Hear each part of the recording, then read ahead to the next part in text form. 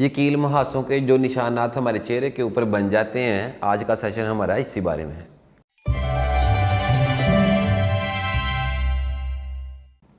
अस्सलाम वालेकुम, welcome to the healers. उम्मीद करता हूँ आप ठीक ठाक होंगे। आज हम बात करने जा रहे हैं एक्नी स्कार्स के बारे में।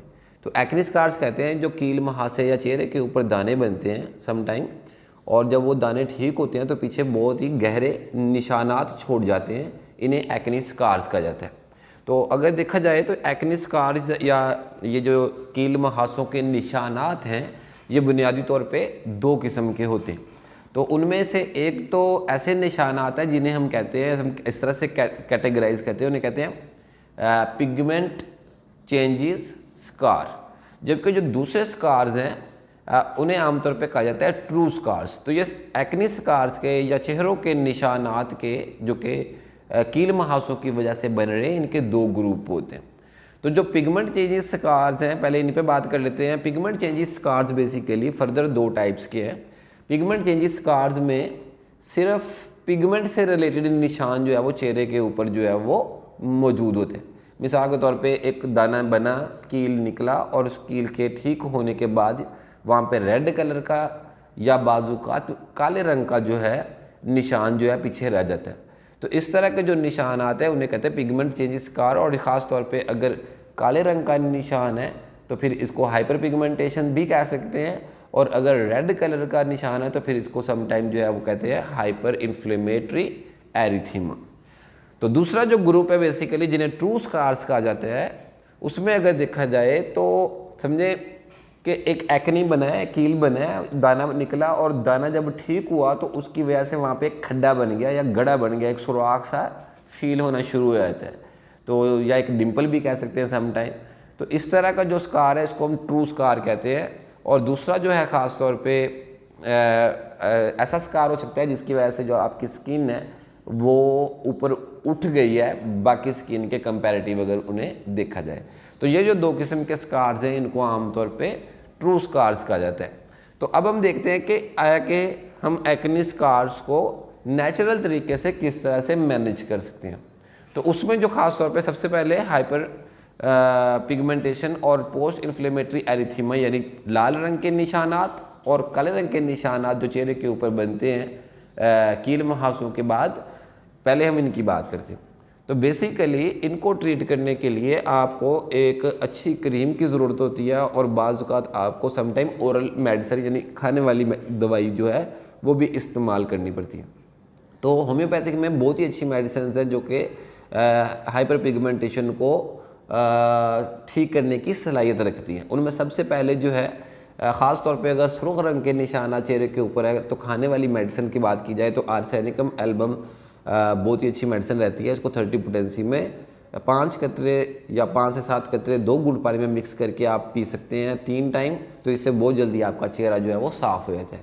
इस तरह जो काले रंग के निशान आते हैं इसमें आमतौर पर आर्सेनिकम ब्रोमेटिकम जो है वो बहुत ही अच्छा काम करती है। और आर्सेनिकम ब्रोम को यूज़ करने के लिए आप इसको 30 पोटेंसी में इस्तेमाल करेंगे 5 से 7 कतरे, और इसको भी दिन में 3 वक्त आप इस्तेमाल कर सकते हैं, सुबह दोपहर शाम। तो इससे आपके जो अगर काले रंग की हाइपर पिगमेंटेशन हो रही है तो ये बहुत जल्दी रिकवर हो जाती है।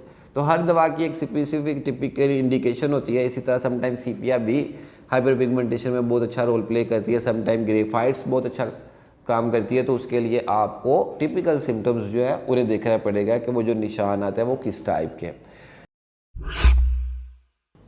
नेक्स्ट आ जाता है कि हम किस तरह की क्रीम जो है इस्तेमाल करें इन निशानात को ख़त्म करने के लिए। आप एक एक्सटर्नल ऑइंटमेंट या क्रीम बनाएंगे तो उससे भी बहुत जल्दी ये निशानात जो है वो ख़त्म हो जाते हैं। तो क्रीम आप घर में भी बना सकते हैं, और अगर आप क्रीम बनाना चाहते हैं तो आप जर्मन रेमेडीज़ खरीदेंगे। उनमें ख़ास करके आपको चाहिए बर्बेरिस एक्विफोलियम, जो कि बेसिकली ख़ास किस्म के ग्रेप्स का एक्सट्रैक्ट से बना हुआ मदर टिंक्चर होता है, और इसमें विटामिन सी भी होता है। तो ये बहुत ही अच्छा रहता है और निशानात को और पिगमेंटेशन को ख़त्म करने में बहुत अच्छा किरदार अदा करता है। इसी तरह आपको एक और इंग्रेडिएंट चाहिए होगा जो कि सिलिसिलिकम एसिडम।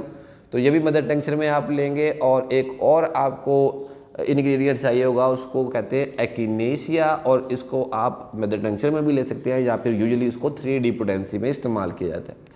तो आप इन इंग्रेडिएंट्स को किस तरह से यूज़ करेंगे? आप बर्बेरिस एक्विफोलियम को 50% इस्तेमाल करेंगे, यानी आधी शीशी आप डाल लेंगे अगर 30 ml की शीशी है, और क्रीम की मिकदार जो है वो आप 50 ml रखेंगे। इस तरह आप इसके अंदर जो है दूसरी जो मेडिसिन सिलिसिलिक एसिडम है, ये आलमोस्ट आप 10% ऐड करेंगे, यानी 10वां हिस्सा शीशी का। और जो एक्नेशिया है बेसिकली इसको आमतौर पे 5% ऐड किया जाता है। तो 5% का मतलब ये है कि आप 20वां हिस्सा जो है बोतल का जो है इस क्रीम के अंदर मिक्स करेंगे, और इस तरह आपकी एक ये ऑइंटमेंट बन जाएगी। और इसको आप रात को सोते हुए स्किन के ऊपर लगाएंगे, निशानात के ऊपर, चाहे निशानात रेड कलर के हैं, चाहे निशानात ब्लैक कलर के हैं, हाइपरपिगमेंटेशन के हैं, या पोस्ट इन्फ्लेमेटरी एरिथेमा, दोनों विद इन डेज जो है वो आपकी जो चेहरे से ना सिर्फ ठीक हो जाएंगे, बल्कि आपका चेहरा भी बहुत ज़्यादा साफ होगा, और जो मज़ीद एक्नीज बनने के चांसेस हैं वो भी रिड्यूस हो जाएंगे। अब आ जाते हैं हम दूसरी किस्म के एक्नी स्कार्स, जिन्हें हम कहते हैं ट्रू स्कार्स। तो ट्रू स्कार्स में ख़ास तौर पे अगर आपकी स्किन जो है उसके अंदर खड्डे बन रहे हैं, या फिर अगर आपकी स्किन जो है वो ऊपर को उठ रही है, तो इस तरह के स्कार्स को ट्रू स्कार्स कहा जाता है। तो दोनों किस्म के स्कार्स जो हैं ये आम तौर पे इसमें जो खाने वाली दवाई है उसका इतना ज़्यादा किरदार नहीं है, क्योंकि ये बेसिकली हुआ ये है कि जो खड्डे बने हुए हैं ये ख़ास तौर पे इसमें कोलेजन की डिफिशिएंसी हो गई है एक जगह पे, जिसकी वजह से ये स्किन यहाँ से डिप्रेशन में चली गई है। तो आमतौर पे इसके लिए सर्जिकल ट्रीटमेंट यूज़ किया जाता है, और मैं भी आपको यही प्रिस्क्राइब करूँगा। अगर इस तरह के निशान आता है तो वक्त ज़ाया करने की बजाय आप सर्जिकल ट्रीटमेंट में जाएँ। सर्जिकल ट्रीटमेंट में करते क्या है कि इसके लिए छोटी छोटी सुइयाँ जो है, बारीक सुइयाँ, वो मारते हैं इन निशानात के इर्द गिर्द, और वहाँ पे ज़ख़म कर देते हैं।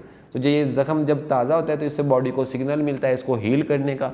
तो बॉडी जब हील करने लगती है तो वो नया कोलेजन बनाती है, उसकी वजह से ये जो खड्डे हैं या ये जो डिम्पल्स बन गए हैं ये उससे भर जाते हैं और बेहतर हो जाते हैं। तो इसको हम इस टेक्निक को आमतौर पर माइक्रो नीडलिंग कहा जाता है। दूसरा जो ख़ास तौर पर अगर निशानात ऐसे हैं, जैसे खासतौर पे एक्नी कॉन्गलोबाटा के निशानात होते हैं कि उसके में बड़े बड़े घूमड़ बन गए, नोड्यूल्स बन गए हैं, या समटाइम ट्यूमर लाइक स्ट्रक्चर नज़र आ रहे होते हैं, इस तरह से ऊपर उभरे हुए हैं स्किन के ऊपर। तो इस तरह के निशानात के लिए जो है फिर आपको सर्जिकल ट्रीटमेंट में ही जाना पड़ेगा, और इसमें खासतौर पर सिरिंजिंग की जाती है। इसमें किसी ख़ास किस्म की सिरिंज के ज़रिए जो है अंदर से कुछ लिक्विड या फ्लूइड्स को निकाल के इस स्किन को जो है वो डिप्रेस करने की कोशिश की जाती है। आमतौर पे इसको मेडिसिन टेक्निक भी कहा जाता है। एक और चीज़ मैं बताऊं कि आमतौर पे आजकल चल रहा है PRP के ज़रिए डर्मल फिलर यूज़ होते हैं। तो डर्मल फिलर यूज़ करने से भी ये जो डिम्पल वगैरह या खड्डे बन जाते हैं ये ठीक हो जाते हैं। और इसी तरह डर्मल बैरिसन है, अगर उभार है तो डर्मल बैरिसन के साथ इसको स्किन को नीचे वापस किया जा सकता है। तो इसके अलावा अगर आपकी कोई स्पेसिफिक कंडीशन है जो आप हमसे डिस्कस करना चाहते हैं तो आप हमें कमेंट सेक्शन में पूछ सकते हैं। और अगर हमारे वीडियोस एक थोड़ा सा भी सेंस बना रहे हैं तो काइंडली हमारे वीडियोस को लाइक कीजिए, हमारा चैनल सब्सक्राइब कर लीजिए। अंटिल नेक्स्ट टाइम, अल्लाह हाफिज़।